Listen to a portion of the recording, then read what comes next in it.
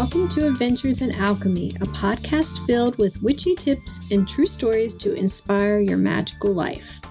I am Michelle Martin Dobbins, the creator of Daily Alchemy and the Adventures in Alchemy podcast. This podcast is supported by the Daily Alchemy Premium Members Lab. I don't run a Patreon, so I keep membership at a very economical $11.11 a month. For that, you not only help sponsor this podcast, but you will receive access to 14 alchemy courses, and we add a new course each quarter, access to Reiki Level 1, 2, and Master's training and distance attunements, plus a library of audio distance Reiki healings, monthly alchemical experiments, PDFs of all my books and planners, and 15% off of everything else I sell. Also, there's a members-only Facebook group, so we can chat amongst ourselves in a private community. So when you join, I do ask that you commit to 3 months, since you are able to access and download all of the content immediately. It's $33.33 for the first 3 months, and then $11.11 every month after. I am so grateful to all the premium members who support my work, and I'd love to have you as a premium member too. If you're not already one, you can go to DAPM Lab, that stands for Daily Alchemy Premium Members Lab, dapmlab.com to check it out, or there'll be a link in the show notes. Now, on with the show, and may it be a blessing to all who listen. I am so excited for this episode today because I have Ronnie Ryan with me, and she is an international love and dating coach. And she has done so many fabulous things. She's written 4 bestsellers, right? One bestseller. One bestseller, 4 books. Okay. And is he the one book, right? Yes, it's the bestseller. And you've been featured on ABC, NBC, Fox News, BBC, all of the places, Huffington Post. So you know your stuff. You are definitely an expert in the field of love and dating. And I guess you got into this because you started on your own quest to find Mr. Right? Yes. I was, do you want me to tell the story briefly? Yeah. Okay, so I woke up on my 40th birthday still single, and I'd had a boyfriend in college, and all in high school who wanted to marry me, and all through college who wanted to marry me, and I said no to both of them because I was afraid that wouldn't last or we'd get divorced or whatever. Then I didn't realize it'd be 18-year hiatus. And I did a little bit here and there, but not a lot. And so then I was 40. I'm like, oh, crap. Looks like I forgot to do something. So I was kind of devastated by that. So I decided, hey, I'm a smart woman. I should be able to figure this out. So I created a program. That's what I work with I still use it. It's the same one I work with my clients because it absolutely worked. And I dated 30 men in 15 months. To meet my husband. We've been married a long time. So happily married. That's always important. So, and that's how it got started because I thought once I figured it out and then I got married, I'm like, I bet there's a lot of other single women out there. And so I've been doing this for 18 years. So I was kind of at the beginning. Now it's a very popular kind of coaching, love and dating coaching, whatever. But when I started, nobody had heard of it even, coaching was still new at the time. So you've been around the block a time or two and you know how to coach people to find their true love. Yes. That is awesome. And we're going to talk more about that, but I know that you use some spiritual practices in your life and in your coaching. And so I wanted to kind of go back to when you started having a magical spiritual practice or a woo-woo mindset and kind of where that happened for you. Was that when you were younger, when you were older, and how did that come about? Well, it's so funny because you're making me, I wasn't really thinking about it like that until just now, but you're making me think about having sleepovers when you're in your teens, at least in seances back then. And for a while, something would kind of come through and I was very interested in my intuition and that kind of stuff. But I didn't really get active until my 20s when I started reading like a crazy person, reading everything. And it was funny. The first book I read was called, I think, Journey to the Stars, Agartha, Journey to the Stars.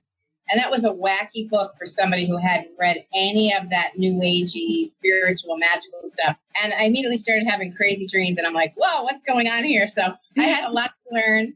I took a lot of classes and definitely got into that spiritual mindset, like you're saying. Yeah, that's cool. So what kind of dreams did you have when you did that? Do you remember? Oh, I don't remember. But the very first thing I read was about how the pea diva in her garden was mad at her because she hadn't tied the peas up and they were swaying in the breeze. And they didn't like that. They wanted to feel more secure. And so I know it had something to do with that. But But I didn't even know there was a pea diva. Like I didn't even think about elementals or anything and that was the very first thing I read. Then I went into reading Shirley MacLaine and all that stuff, so.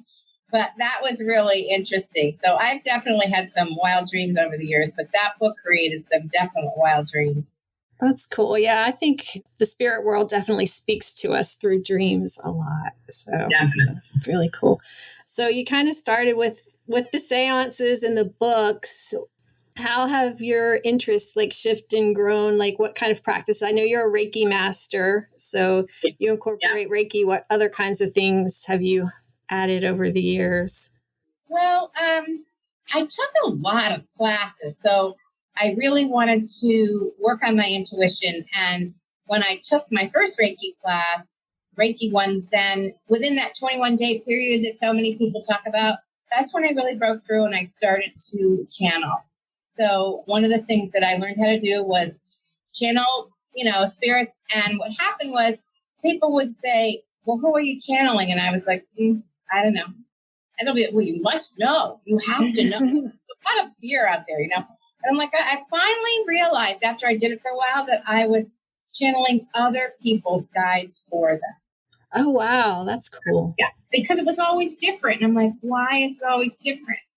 And that's because everybody I channeled for had different guides. It wasn't my guides. I always was channeling their guides. So it took a while to figure that out. So that at least I had an answer to the question.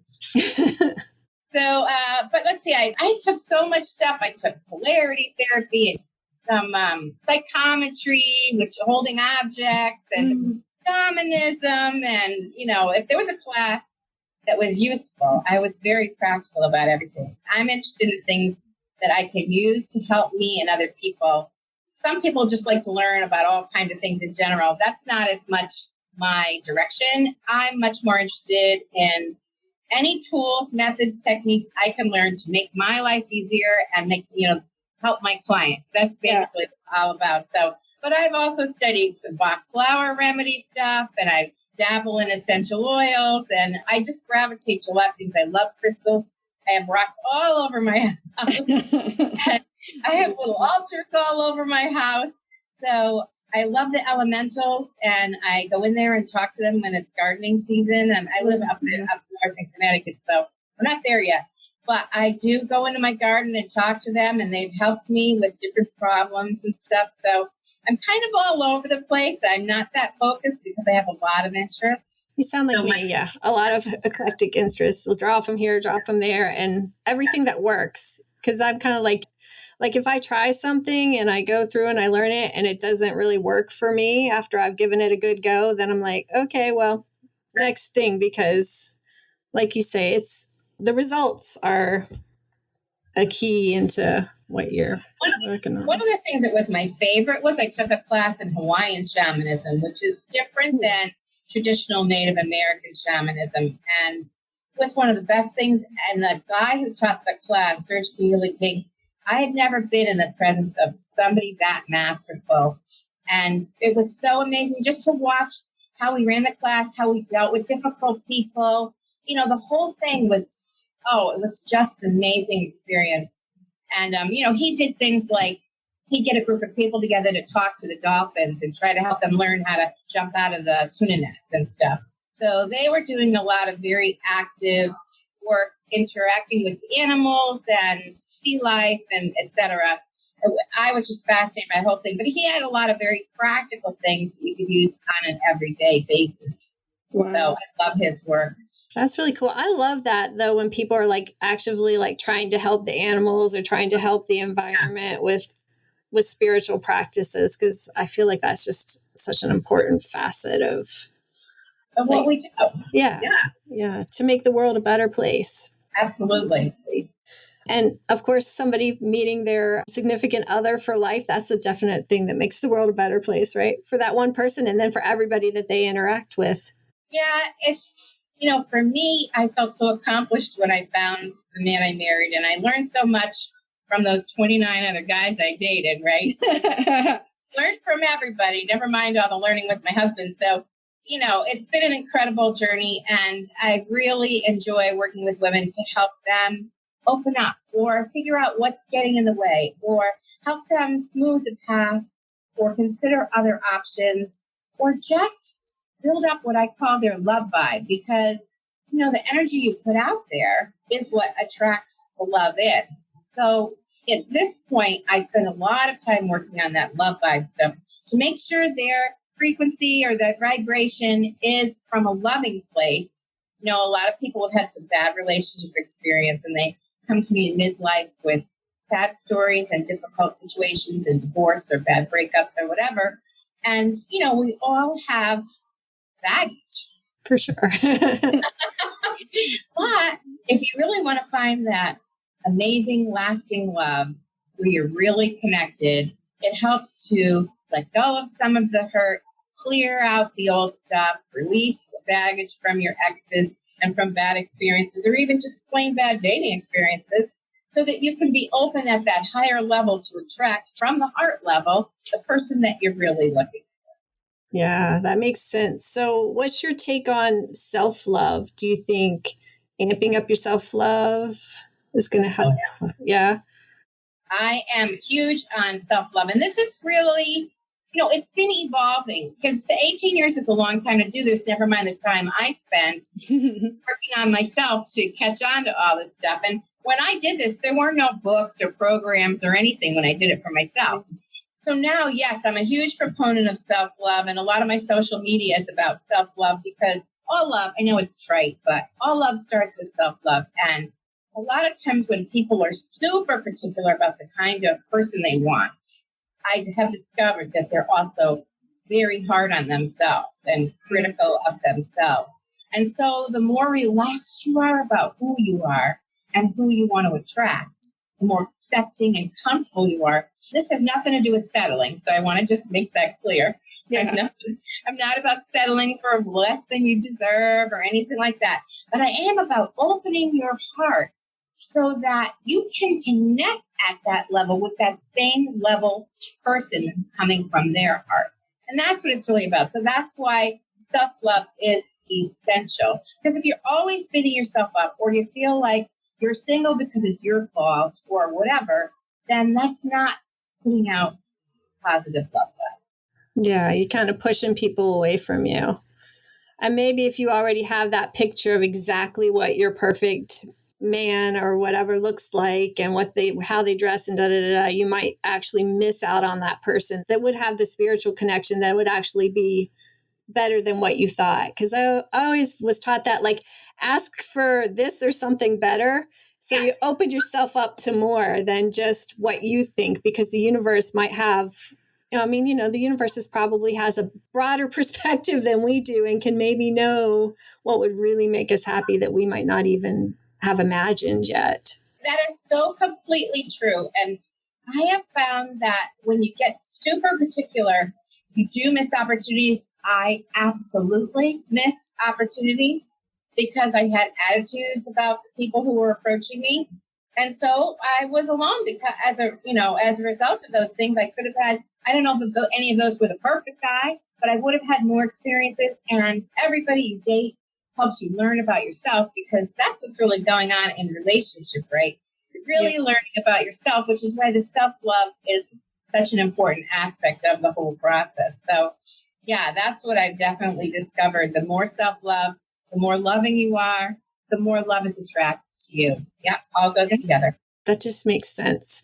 You just said something that made me think about, like, I know some people who are just, because you said you missed some opportunities and you don't know if they would have been like the one, or now you're with your husband, you're quite happy. But I know some people who are so dialed in on the soulmate, like I need to find my soulmate.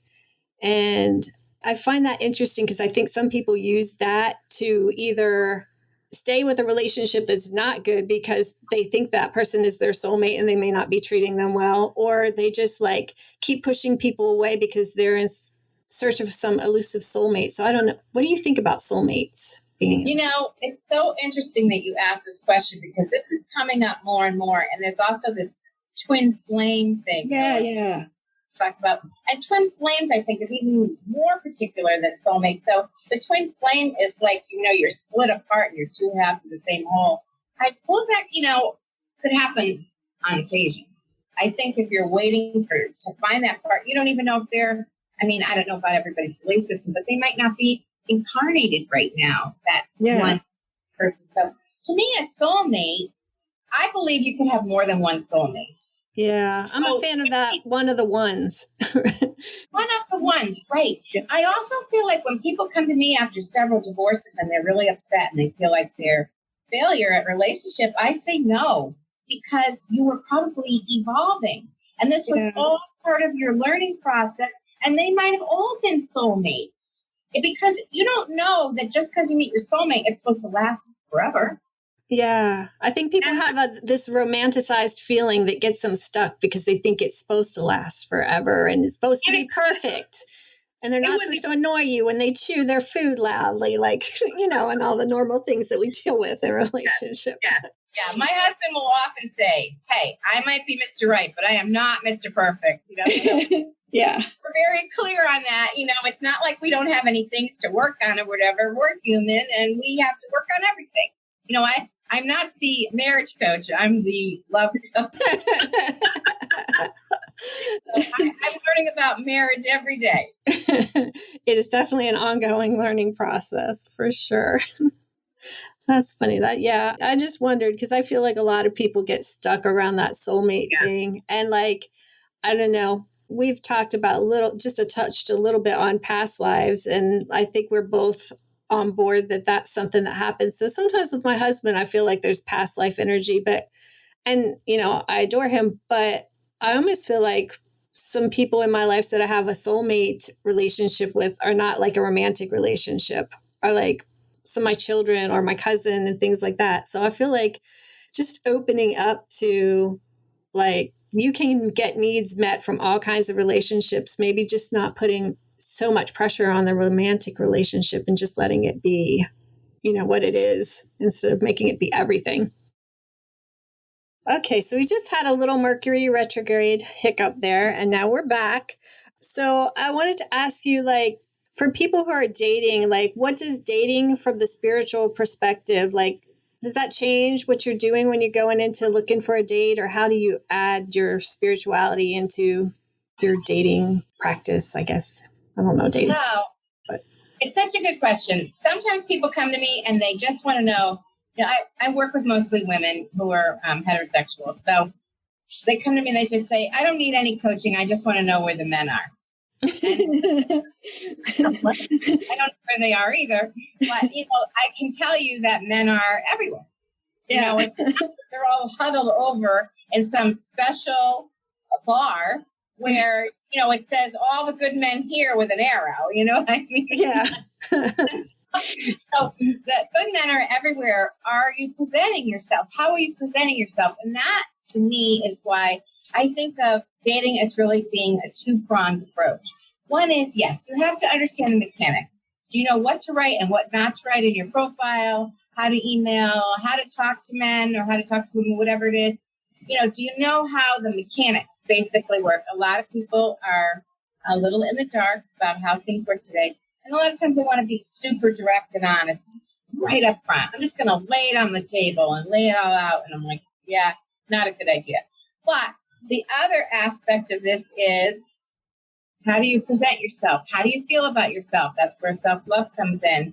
How do you feel about, men and love and dating and your chances for finding love? Do you believe love is your destiny? Mm-hmm. And that makes a tremendous difference. And that's why I say it's kind of a blending of inner and outer aspects of yourself.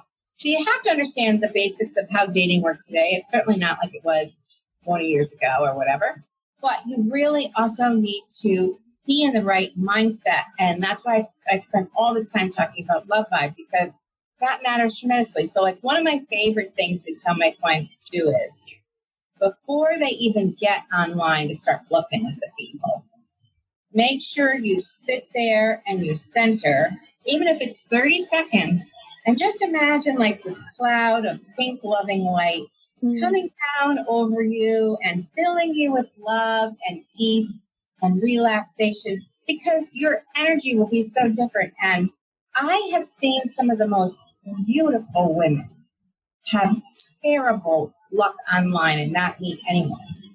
And so it is about the pictures. It is about what you write. It is about if you get online and interact and don't say the wrong thing, blah, blah, blah. But there's that other element that's the magic. And it's undeniable, because I've seen women, just meet somebody out of the gate, and other women who are so beautiful. You're like, what's the story, And they cannot meet anybody, but they're angry or they're closed off or they're wounded and they haven't worked on their inner self, or they don't like men, or any of a number of things. And that's why I always say all love starts with self-love, because if you're not aligned, then it's not going to work. Another aspect of that, and this is such a good question, is that talking about alignment, a lot of times people really want to find love, but they don't put energy into it at all. Or they do something once in a while or whatever, which is how I was for, 18 years. And and so what happens there's a misalignment there as well, because you're not putting your money where your mouth is. You're not putting the energy out for what you say you desire. So sometimes there's deep longing and yearning and craving for that kind of intimacy and connection and partnership with somebody romantically, but they're not doing anything. So you need that kind of alignment, and that's the spiritual aspect of all of this, that it's not just as simple as where are all the good men at, Yeah. That would be great if it was that simple, but it's not. Yeah, there's definitely that part of it that you can't see, the metaphysical practice. Is there anything that you would give somebody, like a tip, if they're looking for more love in their life or they're looking for a new partner? Like, what kind of practice? Is there something that they could do every day, or that would kind of get them in the love vibe zone? Absolutely. So this is one of the things I did for myself, and I give them to my clients, but I'm going to give you a couple of other ideas too. So one is I wrote affirmations into little chants or songs, or what did you call them? Charms or incantation or something? Yeah. Something. Yeah. So I didn't know what I was doing. I just wrote little songs. So I'm not a songwriter, so it's not like I'm going to, have any Grammys. But so I wrote these little things that were affirmations, because when I sang them, they made me happy. And over time, what I realized, vocalizing, of course, changes your vibration. And then because I felt happy, that changed my vibration. So what I really work with my clients on now is doing everything you can to lift your frequency and vibration, which is not about carving out big chunks of time. It's about when I used to walk outdoors when it's nice out. I still do. So I always sang my chants, at some time, not in front of everybody, but, to myself. A lot of times there was nobody around. So I would sing them while I went on my walk, or doing dishes, or in the shower, or driving a car, or whatever, so that I was elevating my consciousness all the time. But it wasn't about, I'm too busy, I don't have time for that. Yes, you do. Because even if it's in the elevator of your building and nobody else is in there, then you can sing your song. So it can happen anywhere. Yeah, I love that, because me, I'm all about like daily alchemy and putting your spiritual practice into your daily life and not making them two separate things, really. So yeah. So another one, if you might not have my chants or whatever, but another one is breathing from your heart. So, you breathe in from the heart center and breathe out from the heart center. And so when you breathe out and you exhale, you can exhale love to everyone around you. Or you could just imagine exhaling love in a cloud around you, whatever you want to do. You can really make it up as you go along. The more loving whatever you're doing is, the better. And especially if it makes you happy. Yeah. And that's why I loved my songs, because I was unhappy about my prospects for love. Very unhappy. When I started singing my silly little songs, I got happy about love. So that's what really made the difference. And I wrote new songs as I progressed, and I could see my energy was changing, whatever. So eventually I wrote one to Love Potion number 9, which is really, really fun, about how I'm so alluring and cosmically. Yeah, so anyway, it was really fun. I'm so magnetic, good men flock to me. Anyway, I won't torture you with singing, but I love it though. That's awesome. Yeah, that's a great way to shift your vibe. I think music, just in general, is a great way. So when you're singing, actually, someone used, I don't know who the quote is from, but they say, like, whenever you sing your prayers, then like they multiply, and gosh, I wish I could remember who that was, but yes, like my brain's saying this is Dalai Lama, but I don't know, but someone was saying that. That's like an old thing of, yeah. Most spiritual practices do have music, some kind of hymn or something, so. Yeah, well, I know one of the traditions that I am studying and learning now, like that's considered one of the most important things, is knowing the song for the spirit that you're working with and singing to. So you learned the song to sing to the spirit of love. Yeah, exactly. So whether you're breathing love, or you're in the pink shower of love, or you're singing about love, whatever it is, it's just about putting that into your consciousness as much as you can. And that's how you raise your vibration. And that's really what the law of attraction is all about, right? Like attracts like. You're elevating your own energy to be a match for the kind of love you want. And a lot of times people don't look at, am I at that level? Like they think in terms of who they are as people, they're at that level. But energetically, you also have to be there. Yeah. You have to be the kind of person who is going to be with the kind of person that you're trying to attract. Exactly. Yeah, that makes total sense.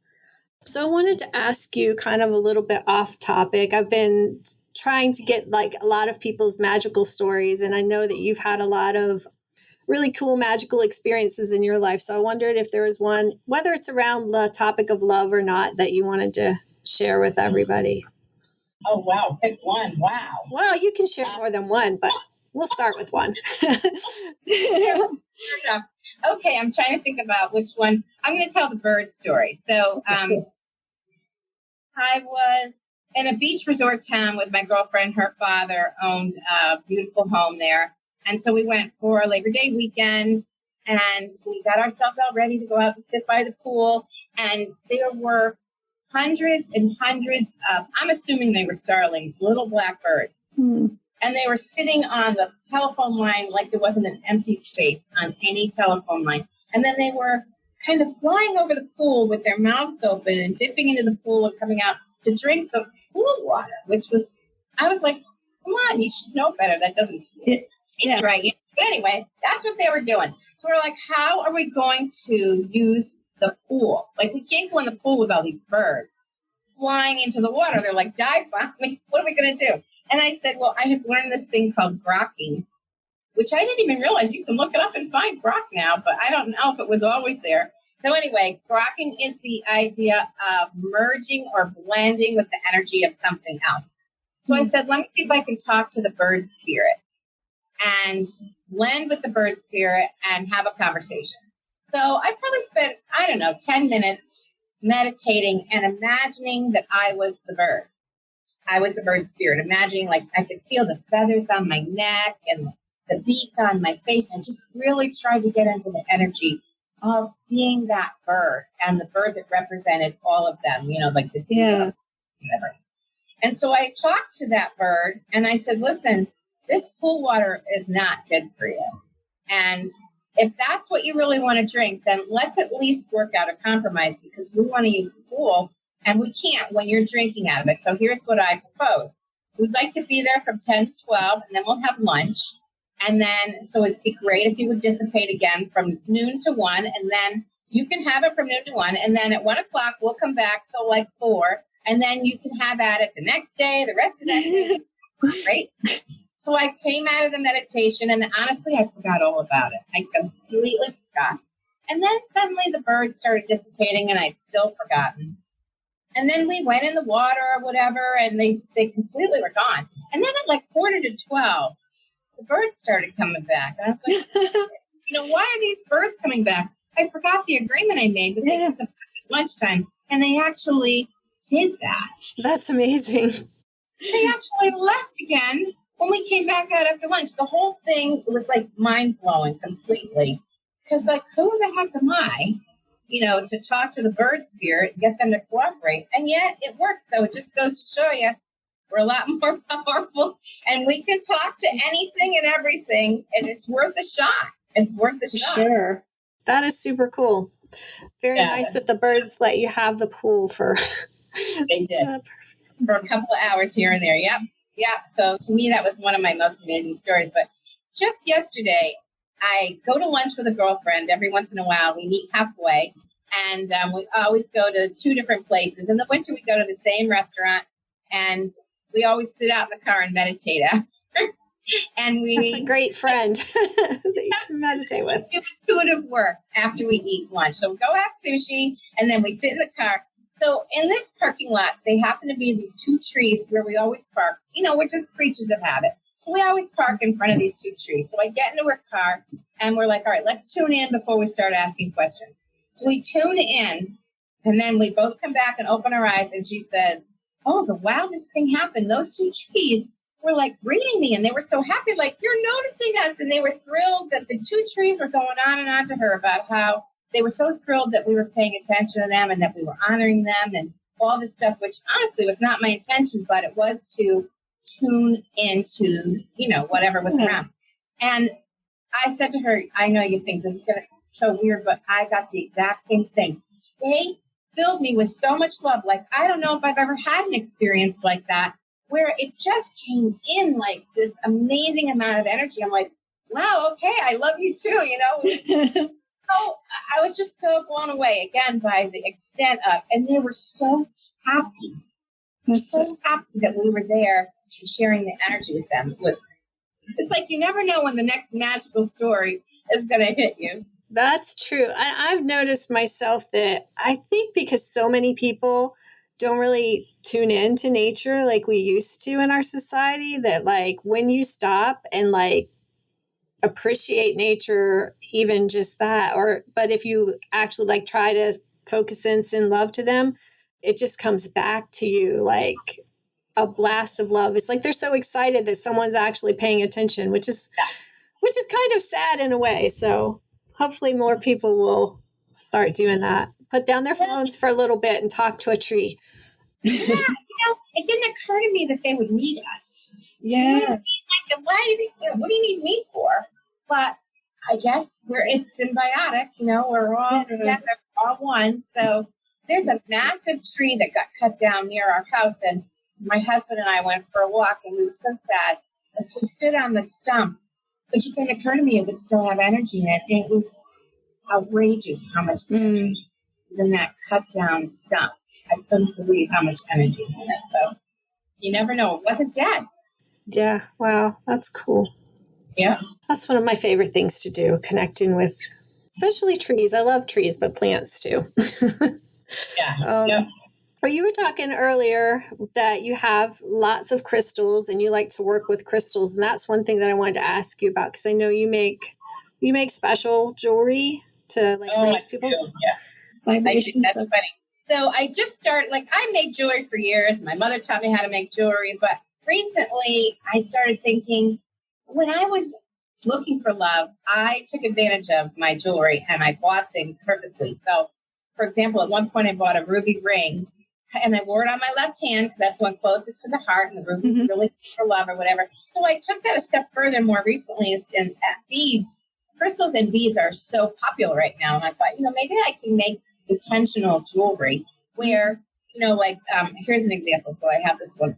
Let's see if you can see it. So it's a pale green jade here. Yeah. And then it has little crystals that are long, and those are kunzite. So kunzite, that pale pink, kunzite is for your heart. It's for love and attracting love and self-love. And then the green jade is also for your heart, and because green is the heart center. Yeah. And this particular green is like an apple green. It's a lighter shade. Cool. And that's very healing. The greens are always very healing for the heart. So yeah, I started making this, what I'm calling like, love vibe jewelry or whatever, so that people can, they have three functions. You can either love yourself, heal your heart, or attract love. And I'm putting that stuff up on my website. There is some stuff there now, but I'm putting more up too, and putting it on Pinterest and stuff, because why not take advantage of the stones? One of my new favorites also is ruby zoisite. And it's like, I'll show you this one too. It's like very dark green and a mid green with these red pinkish things. I don't know if you can see it. So, ruby we already talked about. And then the zoisite, again, is the green color that's about abundance and heart healing and happiness. And I'm like, I'm never taking my ruby zoisite off. Yeah, I love ruby zoisite. I have like a big chunk of it in my living room. And I love the energy that I like having it in the living room, because I feel like it does have like that connection energy. Nice. Draw people in there. And when you have teenagers, you need to draw them in with everything that you can. Yeah, that sense. Yeah, absolutely. Pull them out of the bedroom with something. So I use crystals and popcorn and sodas. Practical and metaphysical. There you go. But it's almost time for us to go. So I wanted to ask you, like, what's one piece of like love wisdom that you want to share with like all the single folks that are looking for love? What's like the most important thing, I guess? Well, we've talked a lot about the love vibe, but we did. But to me, it's believing. And for me, that's where I had to start, because I was lost. I didn't believe. Having gotten to 40 and not being married, I thought I was never going to get married. There was no evidence I would ever get married. And so I had to bring back my belief that love really was my destiny. And I can tell you, as I went through that journey of 15 months, meeting and dating all those guys, that's what really held me together. Because sometimes, I'm human, and I would feel really down. I'm like, can't I get anything going? Why isn't this it's taking so long? And then I would center in and come back to love is my destiny. And I just have to keep putting one foot in front of the other and take a little break here and there, but don't take long breaks, because I had already done that. And just come back to the idea that love is your destiny. And every person you meet brings you one person closer to the right one for you. And that's really the truth. So everything's a learning opportunity, a way to refine what you're looking for, or your own personal presentation, or your energy. And the more you believe that this is really true for you, then it is true. That's what happens. I really believe that's part of that whole law of attraction thing, or the alchemy or whatever, because we transform ourselves into that being that is in love, that connects and attracts like that beacon that brings the love in. So believing is good. Of course, you have to leave the house, though. You have to actually go and cross paths with some people so that you can meet somebody.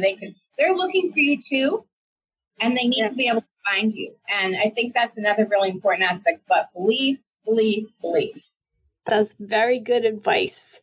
And I know you have your Never Too Late website, which we'll share with everybody. And you have a free gift that they can get there. Yes. So it's nevertoolate.biz/love vibe. One word, love vibe. And it's an audio program I did that's 8 ways to raise your love vibration. And it's just fun. That's really important aspect of this. Find a way to be light, be relaxed, have fun. It's a lot of different ways to do just that with a loving energy. So it's a really fun program. And they're easy. They're all simple, easy things anyone can do. That's cool. Yeah. Finding romance should be fun, right? I mean, it shouldn't be drudgery like, you're studying for the SAT or something like that. Right. Exactly. But try to make fun. It's hard. Sometimes it's disappointing, but a lot of times, I met a lot of interesting people, and I learned a lot of very important lessons, and some of my worst days were the best lessons. That makes sense. That makes total sense. So I'm going to put all those in our show notes. And is there anything anywhere else that we can send them? We'll send them to your Facebook and your Instagram and all that. I'll put links to all of your. Yeah, I'm not the best with my Instagram. My Pinterest is really huge and Facebook is nice. So that's a great way to connect them too. I'm always posting something in there. So yeah, any way you want to come by, I'm happy to see you. Oh, yeah. And I'll definitely put your Pinterest because you got pictures of all your beautiful love jewelry, right? On your Pinterest. Yeah. Awesome. That is great. Thank you so much for talking to me today. I know there'll be a lot of ladies and maybe even some men who will be happy to get these love tips. And I loved hearing some of your own magical stories. So it's been awesome. Thank you so much. Thank you, Michelle. Thank you. Bye-bye. Bye.